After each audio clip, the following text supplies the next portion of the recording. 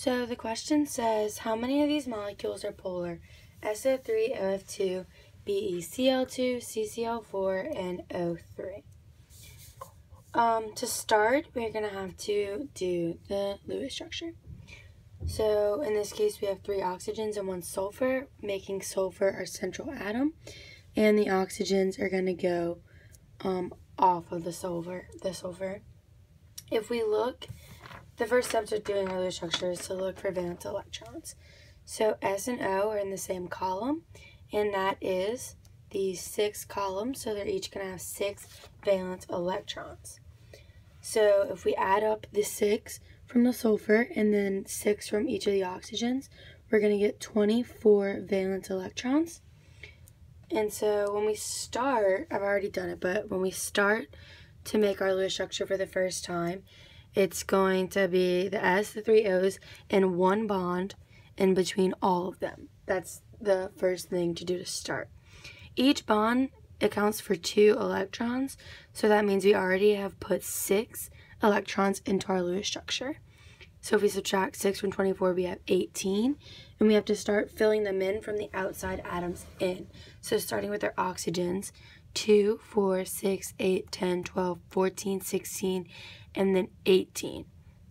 Now, in this case, if we were to put our 18 right here, like we did with the other atoms, we would be violating the octet rule for S. S needs an octet, has to have one, so we form a double bond. Now, what's even more important to notice is that the double bond in this case can go in between any sulfur and any oxygen, so it doesn't have to be here. The double bond can be here, here, or here. And since it is like that, which means like the formal charges would stay the same no matter where the double bond is, and since it is like that, this atom shows resonance. So the actual molecule is going to be more like this, where each bond is going to be not 1 but not 2. It's going to be somewhere in between. And then there's going to be 2 non-bonding pairs on every O. So this is how we would draw a Lewis structure, but the actual atom is more like this. Now, after we have our Lewis structure figured out, we have to decide if it's polar or non-polar, and we start by drawing dipoles. We have to look at the electronegativities of each of the atoms involved, and we have to remember that electronegativity increases to the right and up, excluding the noble gases, so we don't look at the noble gases. So F is our most electronegative atom. In this case, we're looking at S and O would be more electronegative because the amount difference between O and F is smaller than between O and S. So O is more electronegative, which means our O's are going to be partially negative, and our S is going to be the partially positive atom in this molecule. So when we draw our dipoles, we're going to put the tails by the positive end, so the tails by S, and then the heads are going to point towards each oxygen, which is each partially negative atom. Next, we have to look at the molecular geometry to be able to see this more clearly in what the actual atom looks like. So this has, the central atom sulfur has 3 domains, 1, 2, 3, and so it would be a trigonal planar molecular geometry. And since the bonds are all equal, we put our dipoles pointing towards oxygen. Since they're equally distributed, well, they're the same bond and they're equally distributed 120 degrees apart, so the dipoles are going to cancel. This meaning there's no net dipole, and when there's no net dipole, we know that the molecule is non-polar. Okay, that makes sense? So on to the next one is OF2. Now OF2, we do the Lewis structure. It has 20 valence electrons. We look in the periodic table much like we did to the first one. Subtract 4 from the 2 bonds, 2, 4. That gives us 16. We fill from the outside in, and our Lewis structure looks like this. Fluorine is more electronegative than oxygen, so that's going to be our partially negative atoms, and oxygen is going to be positive. Our dipole tails are going to be at oxygen and point towards fluorine, which is more electronegative, and that will leave us with the two dipoles looking like that. Now if we look at oxygen, our central atom, it has 1, 2, 3, 4 domains. So that's going to be tetrahedral domain geometry, but we need molecular if we're looking for polarity. And so since 2 are non-bonding and 2 are bonding, that's going to give us a bent molecular geometry. So we're only going to have 2 dipoles here and here. These will not have dipoles. Now, in this case, the dipoles are not equally distributed around the the molecule. So they add together because they can't cancel, because in order to cancel, they would all have to be equal. And so they add to get a net dipole that looks like this, making it polar, because there is a net dipole and they do not cancel. Next we have BeCl2. So we go through the same process to make our Lewis structure. Now it's important to note that in this case, our central atom Be is going to violate the octet rule. That is possible because Be is so small on the periodic table, and so it can violate it. Also, if you check the formal charges, Be has 2 valence electrons, -1, 2. That gives every atom a 0 formal charge. So this is our best Lewis structure, violating the octet rule for Be.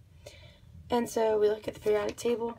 Cl is way more electronegative than Be is over here. So those are going to be our partially negatives, and Be's are partially positive. We draw our dipoles, the tails to the positive end, head to the negative end. So to picture it, we picture the molecular geometry, which Be has 2 domains, so it's linear.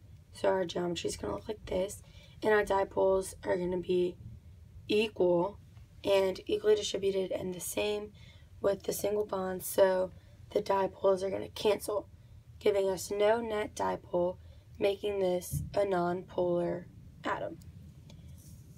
We move on to Cl4, and we create the Lewis structure for Cl4. 32 valence electrons. We have your Ce, your Cls. You can check by making sure all of them have 0 formal charges, which they do. So we do that, and then that's our Lewis structure, simple, no resonance. We look at our periodic table and compare carbon and chlorine. Now, chlorine is more electronegative than carbon. That is because the difference is closer between chlorine and fluorine than it is between fluorine and carbon. It's important, not necessarily in this problem, but just to know in general, that nitrogen and chlorine are going to have the same electronegativity. So that means sulfur and carbon will, phosphorus and boron, etc. But since chlorine and nitrogen are the same, carbon is less. So chlorine is more electronegative, so those would be our partially negative atoms.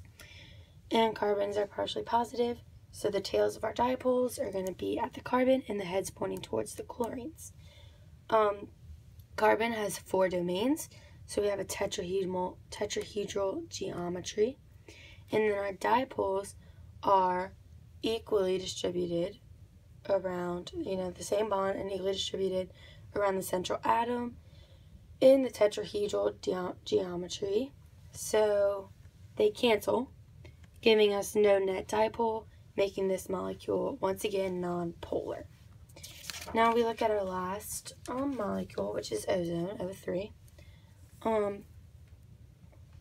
So when we go to draw our Lewis structure, it's all the same atom. It's 3 different oxygens.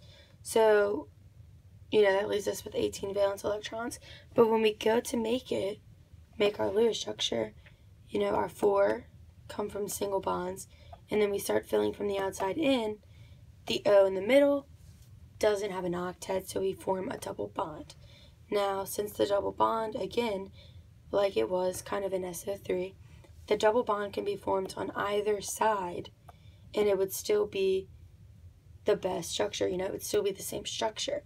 You can check the formal charges, 0 + 1 -1, or 0 + 1 -1, which is all the same. So This shows resonance. So the bonds are in between 1 and 2 on the actual atom, and the structure looks more something like this. The central O has 3 domains. In all these cases, 3 domains. So it has one here, and then 1 is a non-bonding pair. So although the domain geometry is trigonoplanar, we need the molecular. So in this case, the molecular geometry is bent. With that, that means that this one would not be equal. It's not equally distributed. You know, it's not an equal 120 degrees because there's the 2 here and 1 is non-bonding. So since it is not like our SO3, it is not 3 equal sharings, it's not equal, so it would be polar instead of non-polar. Does that make sense? Because it's not equally distributed. So there we go. The conclusion is that of these, OF2 and O3 are polar. The rest are nonpolar. Some common mistakes people usually make throughout these problems is mainly doing the Lewis structures wrong. You have to be careful with counting your valence electrons. Make sure you're looking at what column it's in, 3, 4, 5, etc. Also, watching out for resonance is a big thing. You have to make sure all the atoms have octets unless, like Be, they are able to violate it by not having enough electrons, having too many, and so on. Another common mistake is just doing the wrong geometries. You have to make sure you're doing molecular geometry, not domain. So we wouldn't use tetrahedral in this case. We would use bent. We wouldn't use trigonoplanar. We would use bent. You have to use your molecular geometry. Also, canceling dipoles when they can't be canceled. For instance, in OF2, they're not equally 1, 2, 3, 4 all about. There's only 2, so they add together. They don't cancel. So therefore, that's a polar molecule.